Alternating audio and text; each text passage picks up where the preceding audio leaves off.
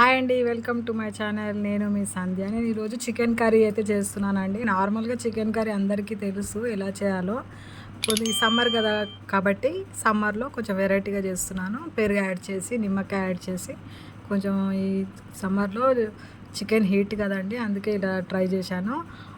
Chicken curry ఎలా చేయాలో చూద్దాము. బాండీలో అయితే ఆయిల్ అయితే వేసుకోవాలి. తర్వాత ఉల్లిపాయలు వేసుకొని, అల్లం వెల్లుల్లి పేస్ట్ వేసుకొని బాగా కలుపుకోవాలి. ఉల్లిపాయలు వేగేంత వరకు కలిపిన తర్వాత కాసింత కరివేపాకు కూడా వేసుకోండి. కరివేపాకు వేసి కాసింత పసుపు కూడా యాడ్ చేసుకోండి. కలిపిన తర్వాత ఈ చికెన్ దాంట్లో అయితే వేయండి. వేసిన తర్వాత బాగా కలపాలి. కలిపి స్టవ్ సిమ్లో అయితే పెట్టేసి మూత మూసి పెట్టేసేయండి. కాస్త ఉడికిన తర్వాత ఉప్పు అయితే వేయండి.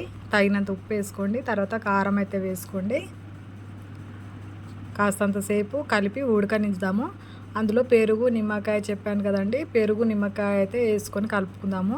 పెరుగు ఎందుకు వేస్తున్నానంటే ఈ సమ్మర్లో కొంచెం హీట్ అయితే కానివ్వకుండా ఉంటుందండి. నిమ్మకాయ పెరుగు వేసుకొని చికెన్ చేసుకుంటే టేస్ట్ బాగుంటుంది, హెల్త్కి బాగుంటుంది. ఈ సమ్మర్లో చాలా హీట్ కదా, అందుకని ఇలా కొత్త చేయాలి. లాస్ట్లో గరం మసాలా అయితే వేసాను.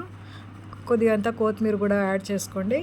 కలుపుకొని కాసేపు అలాగే మరిగి ఉడికించి పెట్టుకోవాలి.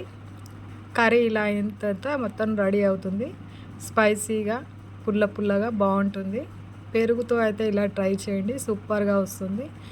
నా ఛానల్ని సబ్స్క్రైబ్ చేయని వాళ్ళు సబ్స్క్రైబ్ చేయండి. ప్లీజ్ లైక్ చేయండి.